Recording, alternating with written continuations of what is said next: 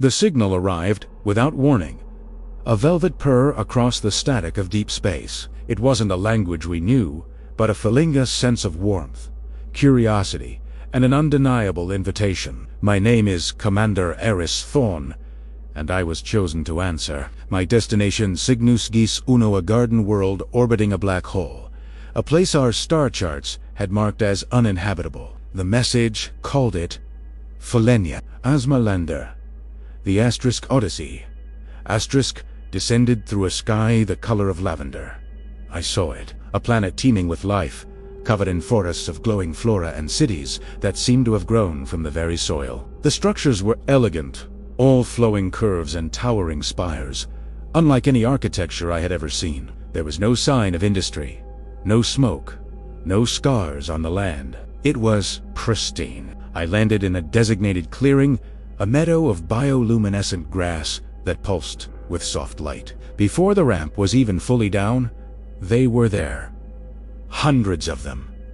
They were cats, but not the kind you find curled up on a sofa. These were larger, sleeker, with fur that shimmered in a dozen impossible colors: emerald, sapphire, and deep crimson. Their eyes held a profound, ancient intelligence that sent a shiver down my spine. They moved with a silent, coordinated grace, parting to form a path. At the end of it, seated on a throne woven from living vines and starlight flowers, was the Queen. She was magnificent. Her fur was the color of a nebula, a swirling mix of deep purples and blues, dotted with points of light like distant stars. A circlet of polished obsidian rested on her brow, and her eyes, two pools of molten gold, fixed on me. One of them, a sleek, black feline with silver-tipped ears, stepped forward. A soft, melodic voice echoed directly in my mind, not through my ears. It was telepathy. "Welcome, Emissary Thorn. Her Majesty, Queen Bastet IX, ruler of the astral clans, welcomes you to Feline." I bowed, my heart pounding in my chest.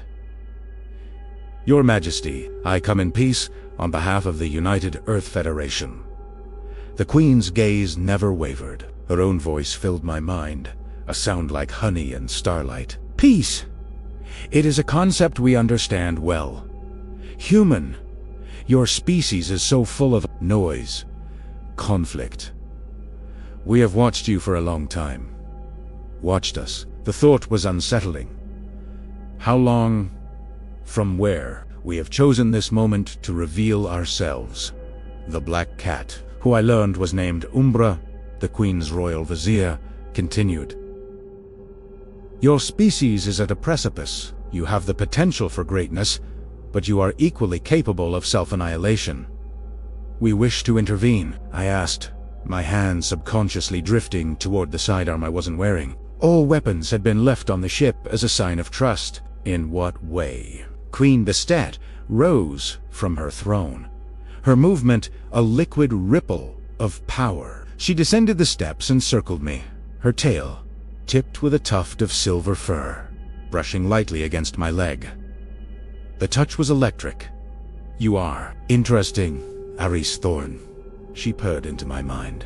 Her use of my first name was both intimate and unnerving. "You carry less noise than the others, more potential." She stopped in front of me, so close I could see the intricate patterns in her fur. "We have a proposal for humanity, a treaty." "I am authorized to negotiate," I said, trying to keep my voice steady. "What are your terms?" Umbra projected a series of images into my mind. I saw Earth ravaged by pollution and war. I saw humanity's struggles, our triumphs, and our follies, all from a detached, observant perspective. Then I saw a new vision. Earth healed, skies cleared, oceans cleaned, cities rebuilt in harmony with nature, humans living in peace, free from disease and poverty. "This is what you offer?" I asked, breathless. "Paradise, a preserve," the Queen corrected gently. Her golden eyes held a strange mix of affection and pity. "We have seen countless species rise and fall across the galaxy. Many, like yours, burn too brightly and too fast. We are collectors, preservers of life, my mind relayed, trying to grasp the implication. You want to help us. Help us. We want to adopt you, she stated, the words resonating in my skull with absolute finality. Your species will become a protected ward of the Felinian Empire. We will guide you, nurture you, and ensure your survival. You will want for nothing. You will be safe. You will be our pets. The word hung in the air, cold and heavy. Pets. Not partners, not allies. Pets. All of humanity, kept in a planetary terrarium, cared for by a race of hyper-intelligent, godlike cats. The paradise they showed me was a gilded cage. Why?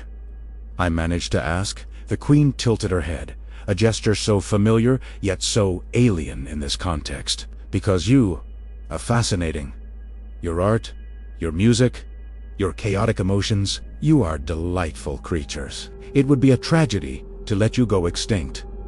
And besides, she stepped closer, her purr deepening into a low rumble that vibrated through my bones. Every queen needs her favorite.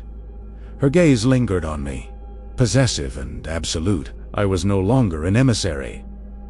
I was the first acquisition, the first human to be collared by the Queen of the Astral Felines. The negotiations were over before they had even begun. Humanity had a new master, and they Thank you so much for joining me on this journey into the cosmos. I hope you enjoyed the story of the Astral Felines. If you love tales of strange new worlds and unexpected encounters, don't forget to hit that subscribe button and ring the bell so you won't miss our next adventure. We have so many more stories to tell. Thanks for watching, and see you next time.